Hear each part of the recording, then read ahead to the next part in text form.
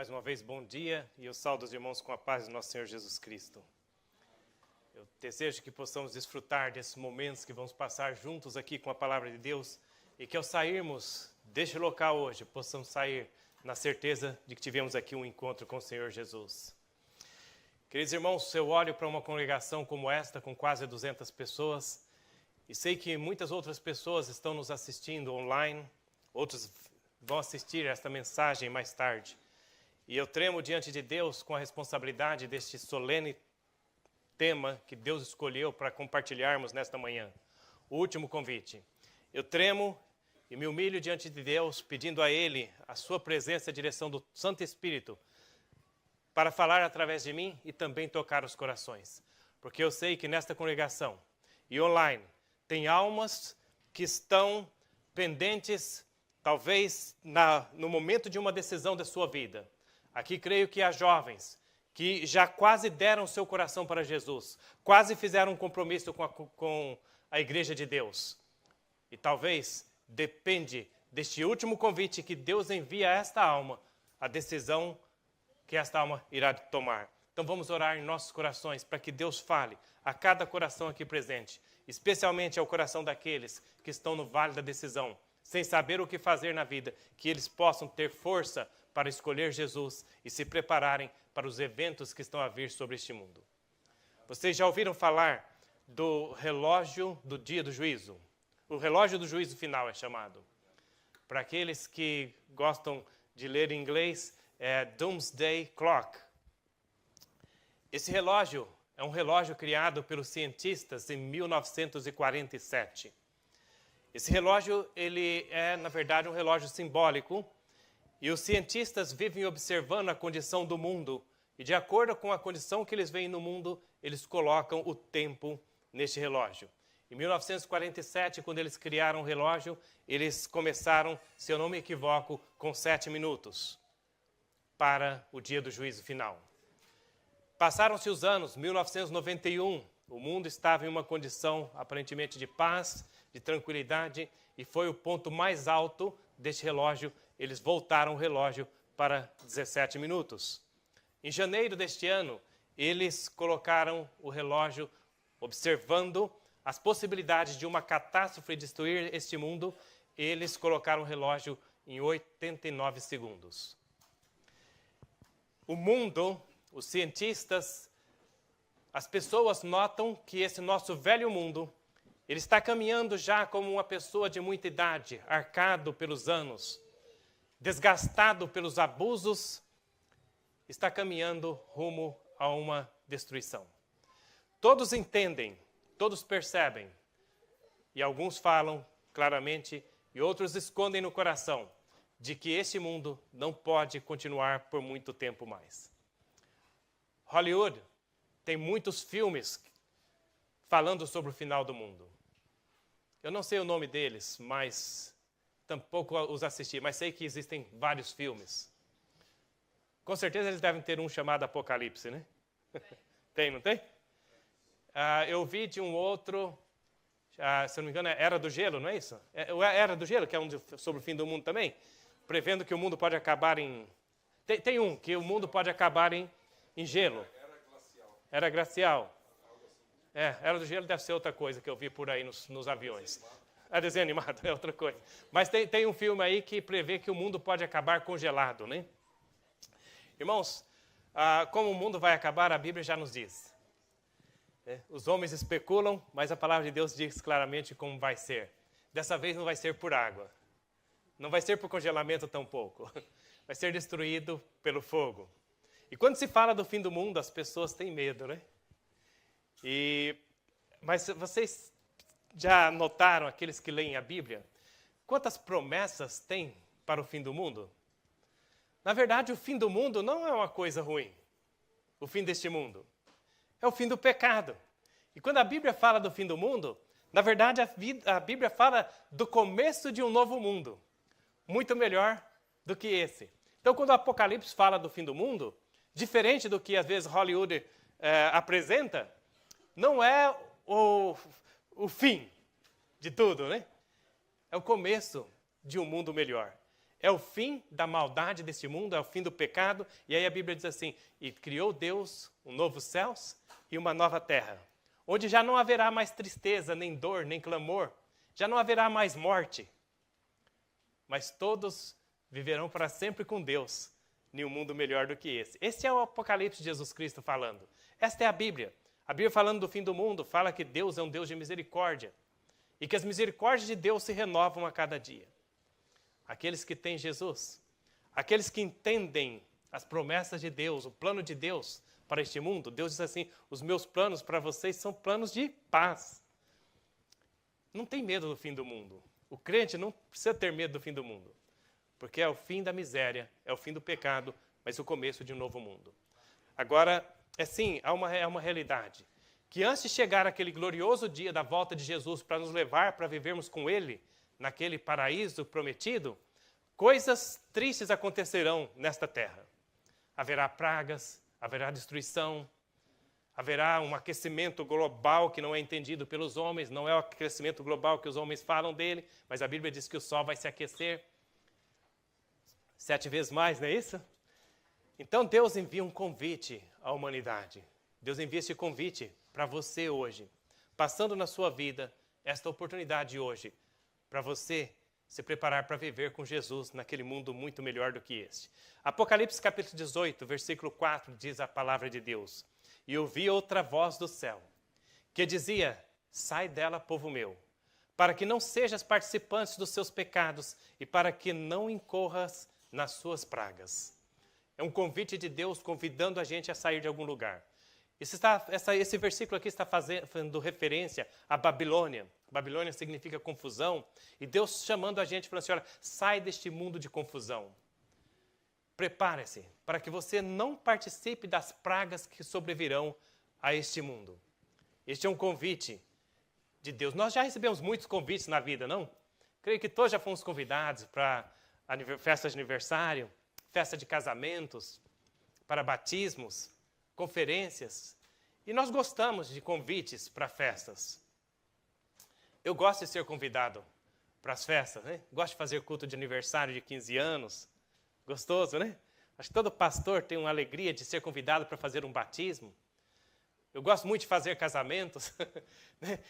Graças a Deus, sou feliz no meu matrimônio e eu fico achando que todo mundo vai ser feliz também. Então, quando me convidam para fazer casamento, eu vou com muita alegria. Mas esse convite que Deus faz na sua palavra para a gente é o convite mais urgente e de maior importância. Um convite para a salvação. Por isso o tema, o último convite, porque estamos vivendo os momentos finais da história da humanidade. Alguém chegou para a profetisa, a senhora White, um dia e falou assim, mas a senhora tem pregado sobre o fim do mundo por 40 anos e até agora não acabou o mundo ainda, né? E ela comenta e fala assim, eu vou continuar pregando. As pessoas deveriam ver essa aparente tardança como um ato de misericórdia de Deus e não algo para duvidarem de que o mundo está chegando ao fim. E isso ela falou há muitos anos atrás. Hoje nós estamos muito mais perto daquele dia do que quando ela pregava esta mensagem. Aparentemente, tem tardado. A Bíblia, já sabendo disso, falou assim, olha, não estranheis, não fica estranhando que parece que está demorando.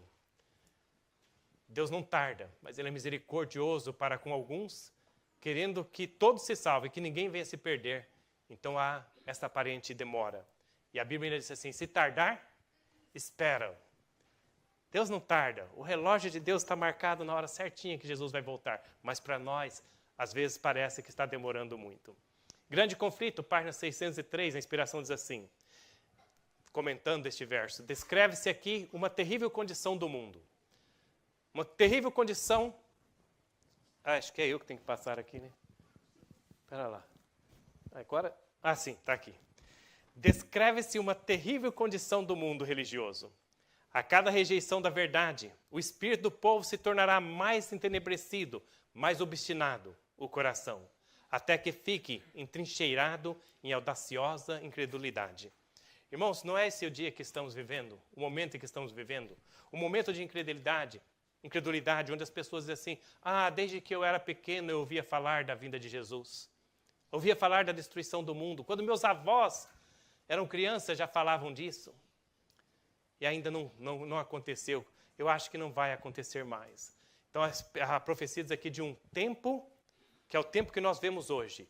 Os corações entenebrecidos, endurecidos, onde as pessoas duvidam da palavra de Deus. Aquilo que era para ser visto como um ato de misericórdia de Deus, esperando-nos, preparar-nos para o céu, às vezes vemos como uma razão para a incredulidade.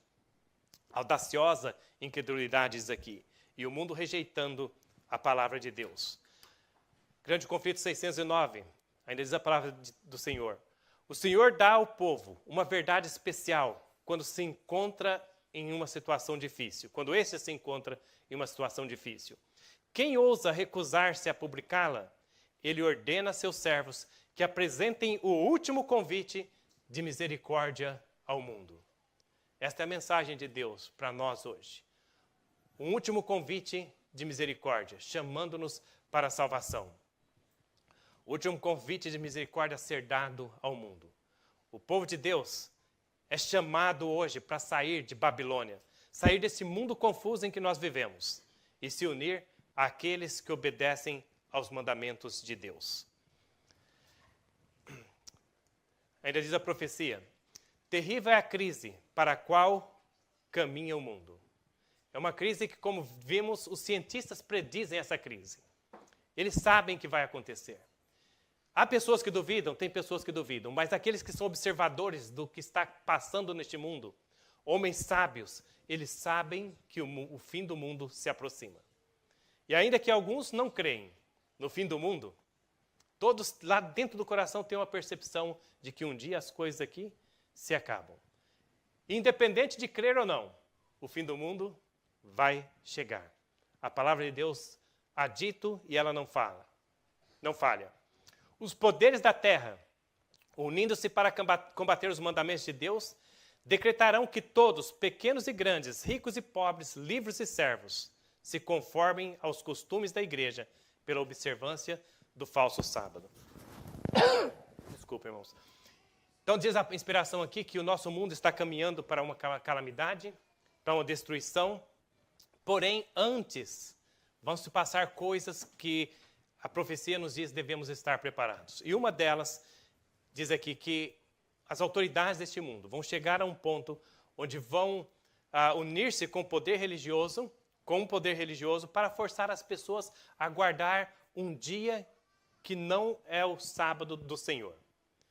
Vai haver um decreto obrigando a todas as pessoas a se conformarem às observâncias da igreja, ao que a igreja vai querer forçar, a igreja e o Estado forçar o ser humano a guardar um dia que é chamado, na palavra de Deus, um sábado espúrio, um sábado falso, não o sábado do quarto mandamento. E ainda diz a palavra de Deus que os que se recusarem a conformar-se a esta... Obrigado. Que rejeitarem a se conformarem a este decreto, eles serão perseguidos, serão maltratados, serão colocados em prisões e alguns vão mesmo morrer como mártires. Mas, enquanto a autoridade da igreja e a autoridade do Estado obriga as pessoas a guardarem esse dia, a palavra de Deus fala sobre o verdadeiro sábado do quarto mandamento. E as pessoas serão levadas a ter que escolher que dia, que autoridades elas vão querer obedecer. E Deus não vai deixar que ninguém seja enganado. As pessoas vão estar claras, a mensagem vai ser dada, esclarecendo às pessoas qual é o verdadeiro sábado de Deus. Agora, por comodidade, por ser mais fácil obedecer às autoridades do que enfrentar a perseguição, a prisão e até mesmo a morte, a maioria das pessoas vão ceder à autoridade da igreja, às autoridades religiosas e às autoridades do Estado. Mas assim é a palavra de Deus. Esclarecido assim o assunto, quem quer que pise a lei de Deus para obedecer a uma ordenança humana, recebe o sinal da besta. Aceita o sinal de submissão ao poder a que prefere obedecer em vez de Deus.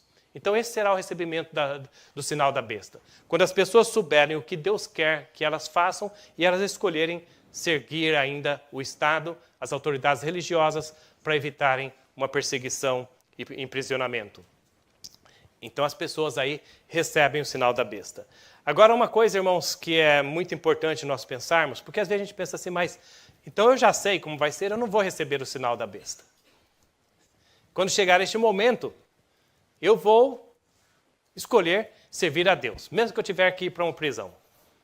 Mesmo que tirarem tudo que eu tenho, minha casa vai ser tomada, vai tomar meu carro, vai tomar tudo. Não, mas eu vou obedecer a Deus, jamais vou obedecer ao Estado e à religião que vai estar impondo esse falso sábado. Esse é o nosso pensamento. Mas você sabe de uma coisa?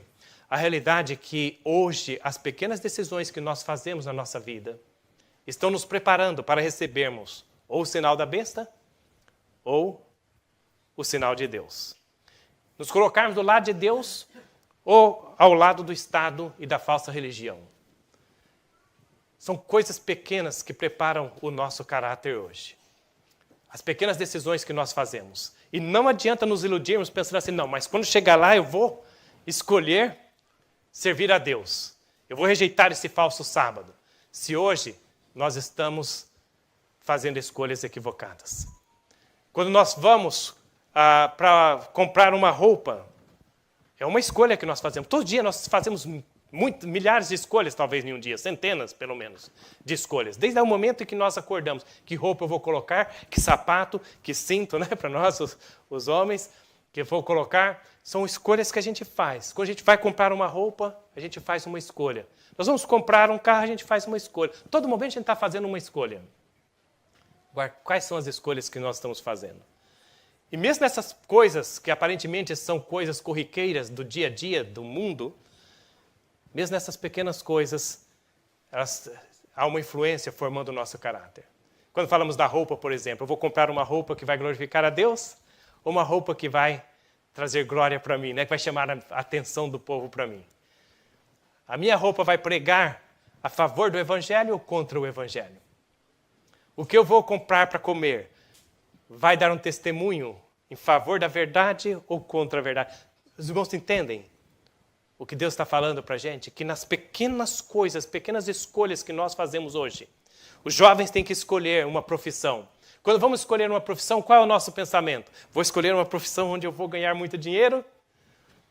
Ou vou escolher uma profissão onde eu vou glorificar a Deus? Essa profissão dá para ganhar dinheiro e glorificar a Deus? Tem como eu usar essa profissão para a glória de Deus? Tem profissão que dá, né?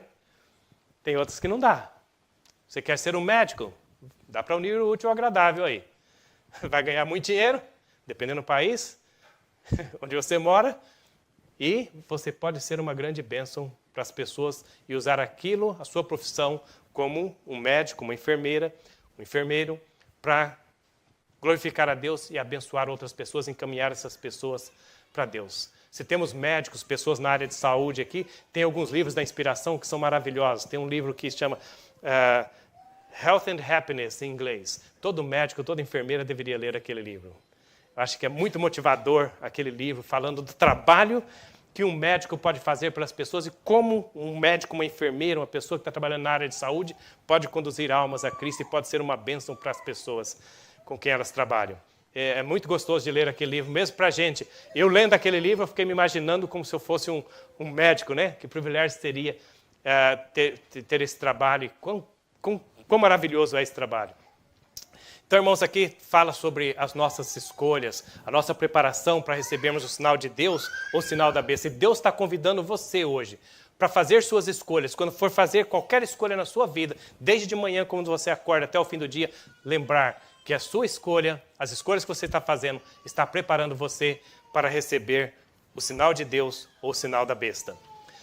A advertência do céu, grande conflito, página 604, diz assim: a advertência do céu é: se alguém adorar a besta e a sua imagem e receber o sinal na sua testa ou na sua mão, também o tal beberá do vinho da ira de Deus que se deitou, não misturado, no cálice da sua ira. E aí a gente fala do sinal da besta, a gente fica olhando para o sinal da besta só lá no futuro, adorar a besta no futuro. Eu não vou adorar, de jeito nenhum, não vou adorar. Mas as escolhas que nós fazemos hoje, talvez por elas, alguns momentos da vida nós já estamos adorando a besta e nem estamos percebendo. Estamos preparando o nosso caráter para receber o selo da besta, que está um pouco mais adiante, mas se aproxima rapidamente. Diz a palavra de Deus ainda no grande conflito, página 605. Até aqui, os que apresentavam a verdade da mensagem do terceiro anjo foram muitas vezes considerados como simples alarmistas. Então, que quando chegar esse tempo em que for imposto esse decreto que as pessoas são obrigadas a guardar um falso sábado, diz que até naquele momento, antes de chegar o decreto, diz que aqueles que pregavam a mensagem do terceiro anjo foram muitas vezes considerados como simples alarmistas. Por quê?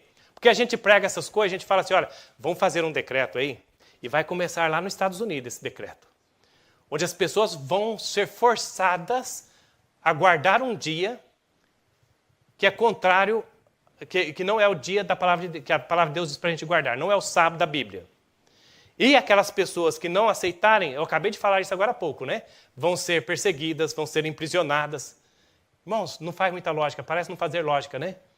Tantas autoridades aí, tantas ONGs dos direitos humanos, defendendo os direitos das pessoas. Acho que não, isso aí não vai acontecer, não. É o que está falando a inspiração aqui, olha. Diz que as pessoas falam, não, isso aí é alarmismo. Isso aí não vai acontecer. Ainda mais nos Estados Unidos, o país da liberdade, né? Sempre defenderam a liberdade. Aí diz assim, ó, suas predições de que a intolerância religiosa alcançaria predomínio nos Estados Unidos, de que a igreja e o Estado se uniriam para perseguir os que guardam os mandamentos de Deus, foram declaradas sem fundamento e absurdas. Até 2001 parecia mais absurdo ainda, né, quando falar disso. Eu já estava morando nos Estados Unidos, havia mudado para lá em 2000, e a gente andava ali pelos Estados Unidos, como sempre comenta, aquela liberdade, tremenda liberdade. Um policial não podia parar você por qualquer coisa, chegar para você documentos. Não. Quando eles paravam a gente dirigindo na estrada, um policial parava a gente com o carro, primeira coisa que ele perguntava, você sabe por que eu te parei? E se você falasse não, ele tinha que explicar por que ele parou. Antes de mais nada, ele tinha que te explicar por que ele te parou. Uma vez eu estava viajando com a Lázara, eu estava muito cansado, a Lázara pedi para ela dirigir, ela estava dirigindo, e quando eu acordei já estava o policial chegando no carro, né? O policial tinha parado a Lázara. Aí, a pergunta de sempre, você sabe por que eu te parei? Aí ela falou assim, não sei. E aí ele falou assim, eu te parei porque quando você passou ali naquela baixada ali atrás, o carro balançou. Ele falou, então eu tinha que parar para averiguar se você estava bem. Em outras palavras, eu tinha que averiguar se você não tinha tomado, não estava bêbada, né? Mas, polidamente, ele falou que tinha que averiguar se você estava bem. Claro que nós entendemos o que ele queria. Mas ele conversou um pouquinho com ela, viu que estava bem, falou, obrigado, pode continuar, né? Mas era assim, eles paravam, eles tinham que buscar uma razão. À noite, às vezes, eles paravam a alguém, aí, você sabe que eu te parei? Não sei, é porque o farol do seu carro não está funcionando, está apagado. As ruas bem iluminadas ali de Dallas, isso acontecia muito frequente, né? A cidade bem iluminada, Dallas, a pessoa saía de um estacionamento de uma loja, tudo muito claro, a pessoa esquecia de ligar a luz. Dava uma razão para o guarda parar, mas ele tinha que explicar. Eu parei porque a luz acho que não está funcionando. Está funcionando? É que eu esqueci. Ligava, então tá bem, continua, vai embora, né? Se foi porque você não parou num sinal de stop, passou num sinal vermelho, que lá no stop, o stop lá é stop mesmo, tem que parar, né? Não é igual aqui. Aqui no Brasil, o stop é assim, dá uma diminuída e passa, né? Não, lá nos Estados Unidos é assim, você tem, no Canadá, também é? Oxe, então eu estou andando com o pessoal aí, eu pensei que era igual no Brasil, porque no Brasil não tem não, no Brasil é assim mesmo, você só dá uma diminuída, dá uma olhadinha para um lado para o outro, não vê ninguém, você pode continuar, né? Aí eu estava andando por aqui, vi a mesma coisa, falei, aqui é igual ao Brasil. Então aqui é igual aos Estados Unidos e Canadá, né? Lá, então é assim, a gente para, quando você está tirando a carta de motorista, você já fala assim, você para, você conta assim na cabeça, 1, 2, 3. Aí depois aí você sai. Mas tem que parar mesmo, né? Então se não para, o guarda para você. Ele perguntava, sabe por que eu te parei? Porque você não parou no stop lá, está aqui a multa.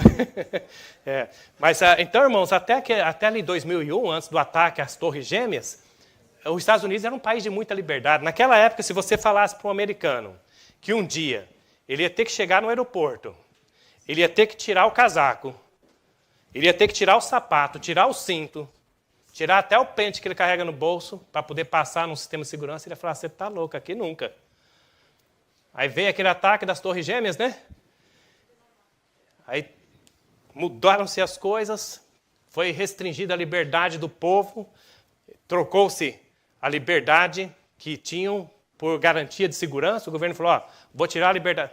Ele não usou essas palavras, mas era o que ele queria dizer. Eu vou tirar a liberdade de vocês e, em troca, eu vou dar segurança. E o povo é bem-vindo, né? O povo estava com medo, assustado, com medo dos terroristas. Então, hoje, um policial pode te parar por qualquer razão. Não tem mais esse negócio dele explicar, não. Parei porque quis parar. E o policial pode te parar hoje, agora, atualmente, nesses dias, muito pior ainda, né? Na rua. Ele pode te parar na rua e cadê seus documentos? Você é cidadão americano ou não? Se não é cidadão, você está aqui legal ou não? Tem algum papel que prova? Não? Então, me acompanha, vai para a cadeia. Fica preso lá até você provar, né? Que é cidadão. E se não provar, a gente manda você lá para El Salvador, lá para a prisão dos terroristas. É assim que está acontecendo, mas vocês veem como está encaminhando as coisas? A liberdade do povo sendo tirada, mas até chegar esse momento do decreto dominical, para muitas pessoas vão falar, não, esse povo falando essas coisas são alarmistas, isso não vai acontecer, não. A gente era criança, já ouvia falar de fim do mundo, isso aí não vai chegar a acontecer, né? Então, a profecia é certa, quando Deus fala, acontece. Ainda que as pessoas duvidem, mas vai acontecer. Em todas as gerações, Deus tem enviado servos para repreender o pecado, tanto no mundo como na igreja. Mas o povo deseja que se lhes falem coisas agradáveis, e a verdade clara e pura não é aceita. Então, hoje, irmãos, está assim ficando até cada vez mais difícil a gente pregar o evangelho. Mesmo na igreja. Está ficando complicado. Por quê? Porque as pessoas não querem ouvir a verdade. E tem mais uma coisa, a concorrência, irmãos, está muito grande. Você fica lá na sua casa, no Facebook, lá no Instagram, não sei aonde, e você fica ouvindo aquele pastor palhaço pregar para você. Todo dia você ouve o sermão de um pastor palhaço pregando para você, fazendo você dar risada, parece que você está num circo, né? Aquela coisa. Aí chega aqui na igreja, o irmão quer ler para você a Bíblia e o Espírito de Profecia. O que acontece? Sem graça, né? Você começa a querer dormir na igreja. Você assiste lá, passa horas na semana com aquelas explosões de Hollywood, pá, aquelas coisas, aquele barulho, aquela música, aquela coiseira lá, aquele brilho. Você chega aqui na igreja, o pastor, coitado, abre a Bíblia aqui, vai ler a palavra de Deus para você e fala, mas não está brilhando, não está explodindo, um negócio sem graça, né? Está ficando complicado para pregar. Ainda bem que a palavra de Deus tem poder e alcança corações. Porque se não fosse o poder da palavra de Deus, não dava para pregar mais não. Ninguém vinha para a igreja mais. Se você está aqui é porque a palavra tem poder e tem feito alguma coisa na sua vida, apesar de todo o brilho da semana, você ainda tem achado alguma coisa interessante aqui. Mas, em geral, as pessoas não gostam. É por isso que os pastores hoje estão assim mesmo, né? Virando comediantes na igreja. Teve era um irmão nosso, foi visitar a igreja, o filho é pastor nessa outra igreja, e chegou lá de manhã na igreja, lá nos Estados Unidos. E aí o filho pregando e contando piada, e batendo palma, o povo batia palma das piadas, né, do pastor. E aí o irmão foi e comentou com um outro filho que não era pastor, falou assim, rapaz, mas esse negócio de bater palma na igreja, para o pastor, e ficar pastor contando piada, essas coisas aí, isso aí é muito diferente, né, do que vocês aprenderam. Aí o filho falou assim, o que o senhor quer? A gente paga para ele ficar a semana toda preparando, é para isso mesmo, para vir fazer a gente aliviar um pouco o estresse da gente na semana. Problema demais já durante a semana, agora vir para a igreja ainda ficar falando de coisa séria, a gente paga ele para isso mesmo. É para fazer a gente dar risada mesmo na igreja, né? O Espírito de Profecia já falava, profetizava que como as igrejas iam se tornar no futuro, né? Que iam haver assim, muita diversão dentro da igreja, coisas seriam feitas assim fora do normal para atrair os jovens para a igreja. Aí vocês já ouviram falar de algumas igrejas hoje que tem boxe, luta de boxe dentro da igreja? Já? Hã? É luta de boxe, irmãos, diz que é para atrair os jovens. Então eles colocam um ringue lá dentro da igreja, aí põem dois camaradas lá para bater um no outro, aí se arrebentam um ao outro dentro da igreja lá, aí terminou a luta, cheio de jovens, né? Que os jovens gostam de ver essas coisas mesmo. É coisa do ser humano, não é só do jovem não, né? Não sei o que tem no ser humano que a gente gosta de ver os outros sofrer, né? Aí gosta de ver os outros um batendo no outro, apanhando, sangrando lá. Bom, terminou a luta, aí o pastor sobe lá, dá um sermonete de 5 minutos, chamando o povo para seguir a Jesus, né? E os profecias já tinham profetizado que essas coisas iam acontecer. Esse é o tempo que nós estamos vivendo. Babilônia, uma confusão no mundo e uma confusão também no mundo religioso. E as pessoas só estão gostando mais dessas coisas. Que aqui diz assim, que o povo deseja que se eles falem coisas agradáveis. E a verdade clara, pura, não é aceita. Que Deus tenha misericórdia de nós, que possamos aceitar a palavra do jeito que Deus manda. Que os pastores possam entregar a palavra do jeito que Deus enviar. E que nós possamos aceitar do jeito que a palavra vem, para que ela possa transformar as nossas vidas. Muitos reformadores, ao iniciarem seu trabalho, decidiram-se a exercer grande prudência ao atacar os pecados da igreja e da nação. Pregadores sinceros, homens de Deus. Deus mandava a mensagem para eles, eles ficavam preocupados em pregar a mensagem do jeito que Deus mandava, e aí diz que tentavam exercer grande prudência ao atacar o pecado da igreja e da nação. Esperavam, pelo exemplo de uma vida cristã pura, fazer voltar o povo às doutrinas da Bíblia. E é uma coisa que a gente muitas vezes fala, né? A gente sabe que o melhor sermão é por uma vida pura, vivendo de acordo com a vontade de Deus. É o melhor sermão que a gente pode pregar. Mas tem que falar também. E tem hora que a gente tem que falar antes das pessoas terem a oportunidade de ver o sermão pregado na nossa vida. É o que está falando aqui. Eles tentavam, queriam ir mais devagar, só dar exemplo. Mas o Espírito de Deus veio sobre eles, assim como viera sobre Elias, impelindo a repreender os pecados de um rei ímpio e de um povo apóstata. Tem que pregar por palavra e por exemplo. E tem hora que as palavras vão sair primeiro do que o exemplo, porque a alma não vai ter tempo de ver a gente dar o exemplo, não. Eles não podem permanecer silenciosos, a não ser com o perigo de sua alma. Os embaixadores de Cristo nada têm que ver com as consequências. Devem cumprir seu dever e deixar os resultados com Deus. Então diz que os pregadores, quando recebem a mensagem de Deus, eles têm que pregar e não se preocupar com as consequências.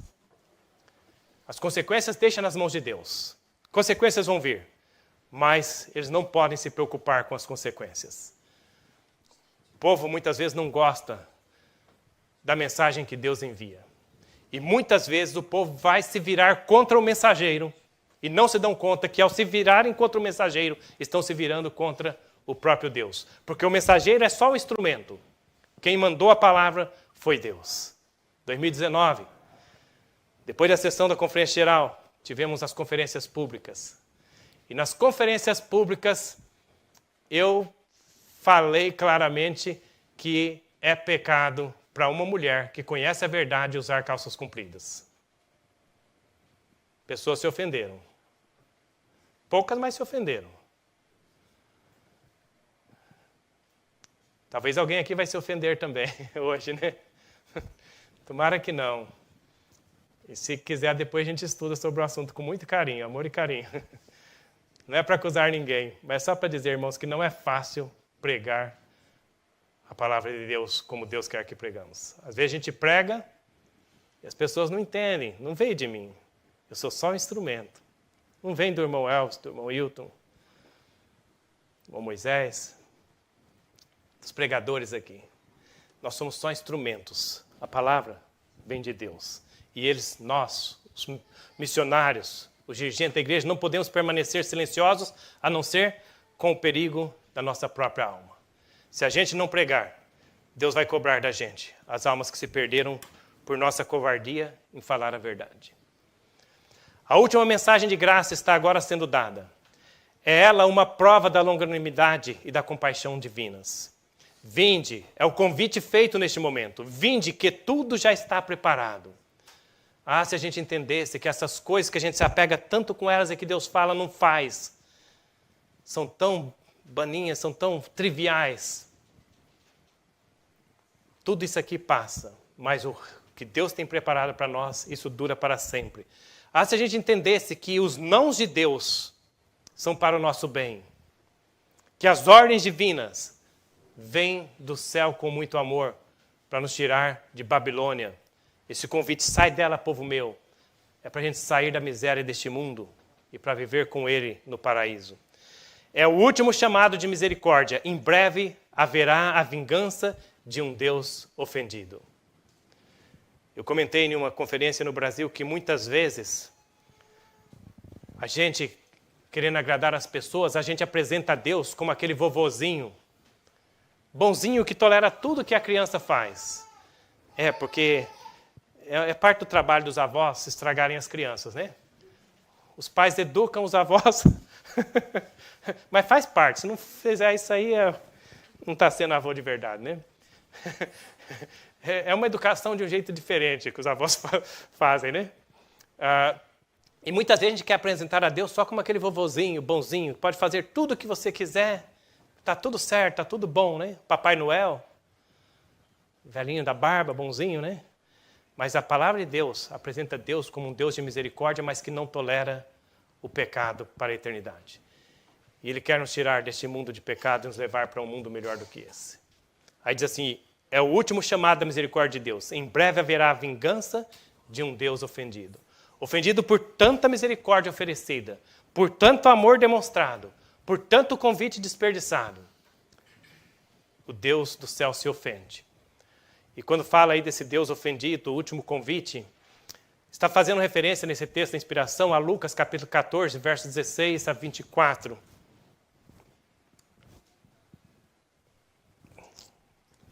Eu passei. Acho que eu esqueci, né, de passar os slides aqui. Estava lendo só do computador. Irmãos, eu me perdi aqui. Ah, tá.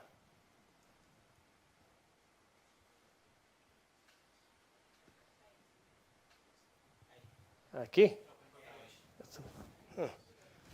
Então eu fiz foi bagunçar mesmo, descontrolei os dois aqui, mas tá bom.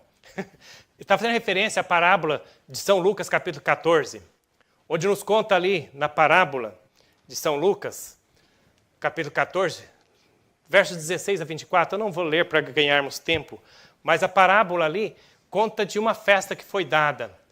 Ali diz que o rei deu uma ceia, né? Em São Lucas fala que deu uma ceia. E Mateus explica que, na verdade, era a festa do casamento do filho de um rei. Essa festa que é feita referência ali.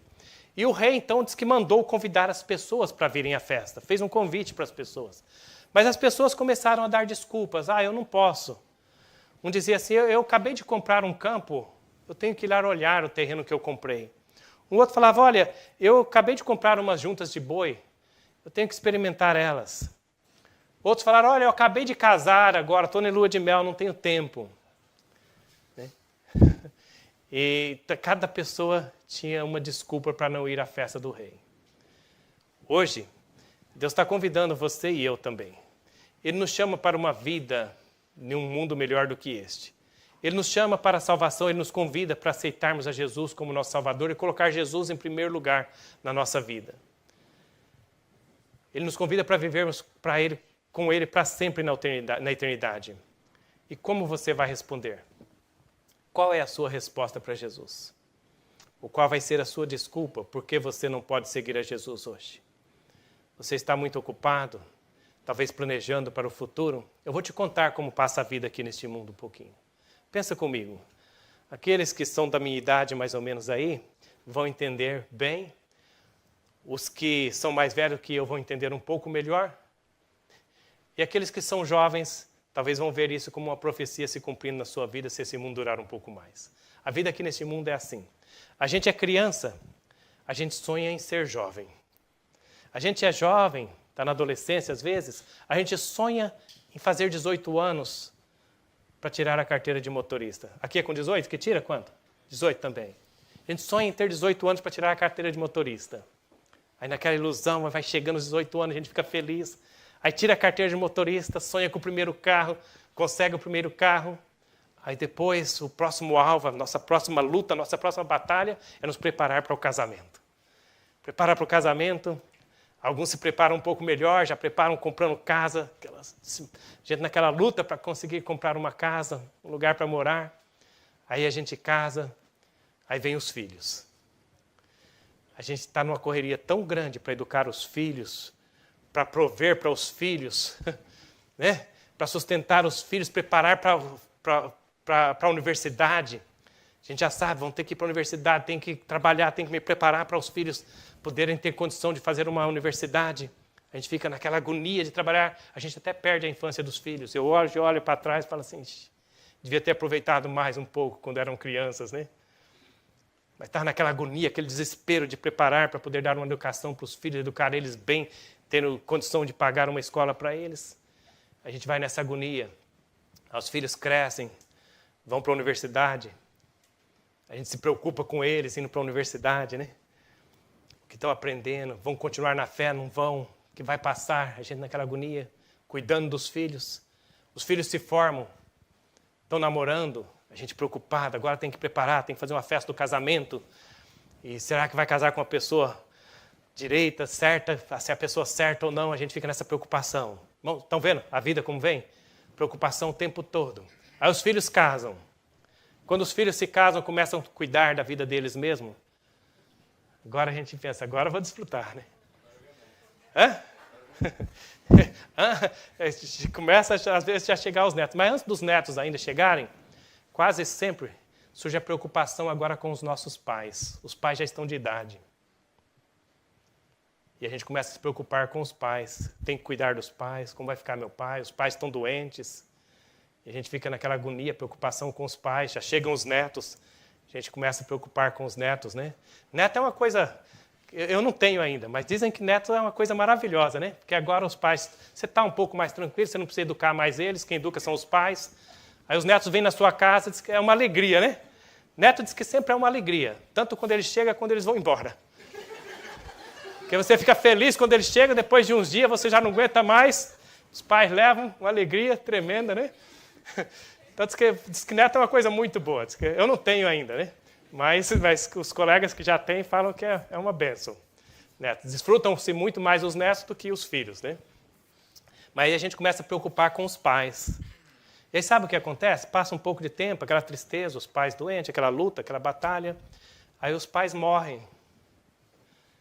Irmão, qual que é a próxima agora? A próxima agora é você. Você começa a ficar doente, está ficando velho já também. Aí agora é hora de você. Dói aqui, dói ali, né? Já está se tratando. Uma irmã lá nos Estados Unidos, o irmão Davi, chegou e perguntou para ela, como vai, irmã? Está bem? Ela falou assim, irmão, para uma pessoa da minha idade, não pergunta se está bem, tem que perguntar onde dói. E é isso mesmo, irmãos, essa é a vida neste mundo aqui. Então, qual é a sua desculpa para não aceitar o convite de Deus hoje, não mudar a sua vida? Eu quero, antes de terminar aqui, eu quero falar um pouquinho na vida prática, a nossa preparação para viver com Jesus, aceitar o convite hoje. O que significa aceitar esse convite hoje para você que ainda não fez um compromisso com Jesus Cristo? Às vezes você fala assim, não, irmão, eu tenho compromisso com Jesus, eu só não batizei ainda. Jesus falou que aquele que crer nele for batizado, a condição é ser batizado.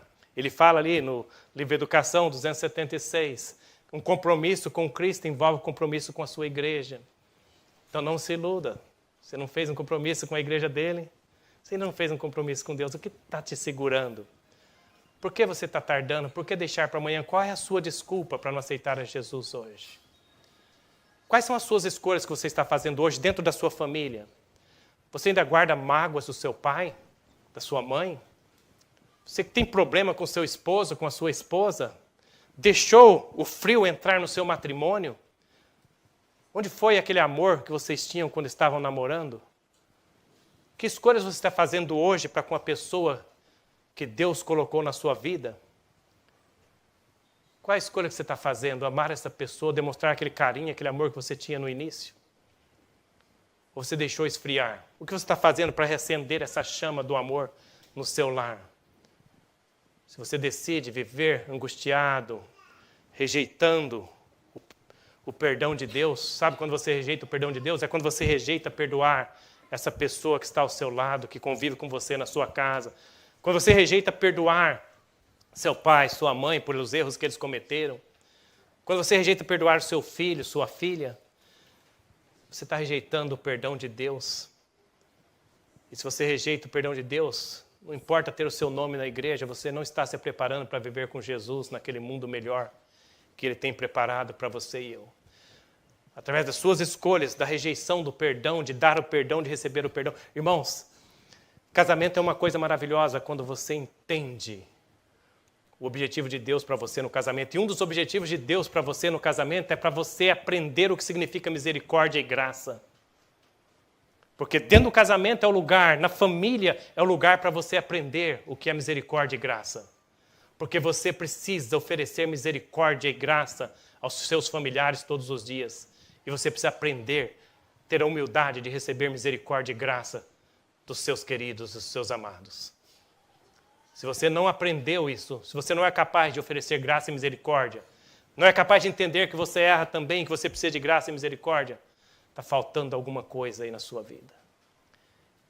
Essa é a prática. O convite de Deus para você hoje é para mudar o seu caráter, mudar a sua vida, a maneira como você vê as pessoas que Deus colocou na sua vida, para você ver de uma maneira diferente e se preparar para receber a misericórdia e a graça de Deus. Muitos são chamados, diz a palavra de Deus, mas poucos são os escolhidos. Muitos ouvem o convite da misericórdia, o último convite da misericórdia, mas poucos serão aqueles que serão selados. Por que serão poucos? Diz a inspiração, porque poucos mostram a humildade de uma criança para que possam entrar no reino de Deus. A humildade da criança. A criança é humilde. Ela briga com um coleguinha aqui, passa poucos minutos depois, o que acontece? Está brincando. E a gente pega uma briga dentro de casa, 30 anos depois a gente ainda está com a cara feia, com raiva. E às vezes está lá no fundo do coração, só esperando uma oportunidade para dar o troco, 30 anos depois. Não vai ser selado, a menos que você perdoe. Isso aqui é a inspiração diz que temos que ser humildes como uma criancinha para poder entrar no reino dos céus. Temos que ser simples como uma criança para crer no que Deus fala e não duvidar. Crer, Deus falou, a criança é inocente, você fala com a criança, ela acredita. Tinha duas crianças brigando, assim, argumentando uma com a outra, né? E uma pegou e falou assim, mas uma falava, eu não lembro o argumento, o que era, mas eu sei que uma chegou e falou para a outra, falou assim, mas não é assim. A outra falou assim, é assim porque meu pai falou que é assim. A outra falou assim, mas e se seu pai estiver errado? Aí ela falou assim, vai ser assim porque ele falou que é assim. Você entende? O que é ser uma criancinha? É que quando todo mundo estiver pensando que o seu pai do céu está errado, que as coisas não vão acontecer como ele falou, você ainda fala assim, vai ser assim porque o meu pai falou que é assim. E mesmo que não for assim, vai ser assim porque ele falou que é assim. A criança, ela crê na palavra de Deus. E às vezes a gente está aqui falando sobre o fim do mundo, e como eu disse, as pessoas pensando, falam assim, mas pastor, já faz tanto tempo que a gente ouve falar que Jesus vai voltar. Quem sabe ele nem existe, né? E a gente está aqui nessa ilusão. Mas lembre-se, cada pessoa naquela parábola tinha uma razão para duvidar, para rejeitar o convite, não aceitar o chamado de amor do Pai, para adiar sua entrega para depois. Mas eu quero falar para você nesta manhã que está aqui e que por acaso o Espírito Santo tocou no seu coração. Por acaso você sentiu Jesus falando com você e ele acendeu uma pequena faísca no seu coração. Se apegue a esta pequena faísca e faça dela uma grande fogueira na sua vida. Não deixe que esse amor, o carinho do Pai falando no seu coração hoje, se apague. Creia em Deus porque Ele é Deus, Ele é Pai. Ele te ama mais do que tudo nesse mundo. E mesmo que as coisas aparentemente não vão acontecer como Ele falou, elas vão acontecer porque o Pai falou assim. Eu quero citar para você o verso mais conhecido da Bíblia, mas quero que você aceite esse verso para você hoje. Porque talvez na sua jornada com Jesus, muitas vezes você tem duvidado de que você vai um dia morar com Ele no céu, porque você vê suas imperfeições, suas fraquezas, você sabe o tanto que você falhou, o tanto que você errou, o tanto que você fracassou, tantas vezes que você errou com as pessoas, com os irmãos da igreja, com alguém na sua família, quantas vezes você não deu o testemunho que você deveria ter dado, e às vezes o diabo vai chegar para você e falar assim, para você não tem mais jeito. Você já tentou tantas vezes, você não consegue ser aquilo que Deus quer que você seja. Eu quero falar para você, não desista. É mentira do diabo que você não vai conseguir. Deus te ama mais do que tudo neste mundo e Ele está ao seu lado. Ele sabe que você não é perfeito, mas que você tem aceito o convite você tem lutado, você tem caído, mas tem se levantado pela graça de Deus. João 3, verso 16.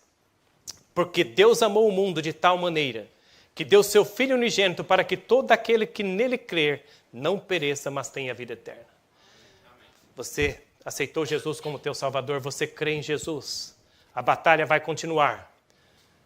A batalha não vai acabar enquanto Jesus não voltar. Alguns dias serão melhores que outros. Mas o importante é que você aceite o convite hoje. Se coloque na mão de Deus para que Ele transforme a sua vida e faça de você cada dia a pessoa que Ele quer que você seja. Deus está falando com você aqui nesta manhã, que você não foi longe demais. Não existe tal coisa que seja longe demais para Deus. Pode ser longe demais para você. Você pode desistir por ter caminhado tão longe de Deus, mas Ele não desiste de você. Enquanto você ouvir essa faísca do Espírito Santo trabalhando no seu coração, Deus falando com você, e você sentir o desejo de vir, o Pai está com os braços abertos para te receber. Quando você cai, Ele diz, filhinho, filhinha, levanta. Você vai conseguir, vem. Uma vez mais, vamos tentar juntos. O último texto que eu quero ler, Apocalipse 22, 17, não vai estar ali, mas diz assim, e o Espírito e a noiva dizem, vem. E quem ouve, diga, vem. E quem tem sede, venha. E quem quiser, tome de graça da água da vida. Deus convida você para vir. Quanto custa? Ele disse, é de graça. Não custa nada. O que custava, eu já paguei. O que você vê como sacrifício aqui é incomparável com o sacrifício que eu fiz na cruz. Eu já paguei por você. Lá na cruz, eu morri para dar a você a salvação. Não rejeite o convite hoje. Não ache uma desculpa. Deus vai dar uma grande festa muito em breve. Nós gostamos, eu disse no início, de ser convidados para festas. E Deus vai dar uma grande festa ali no Mar de Vidro. Mas sabe de uma coisa? Aquela festa não vai ser perfeita se você não estiver lá. Você vai fazer falta, porque Jesus morreu para você estar lá naquele dia, naquela grande festa no Mar de Vidro, antes de entrarmos no paraíso de Deus. E eu oro para que você aceite hoje o convite, que você caminhe com Jesus aqui, que Ele seja a coisa mais importante da sua vida, que Ele transforme a sua vida no teu trabalho, na tua escola, na tua família, que você seja a pessoa que Ele quer fazer de você, para ser uma bênção para todas as pessoas ao seu redor. Que você aprenda de Jesus a amar sem medida e que possamos juntos viver com Ele naquele mundo que é melhor do que este. Amém.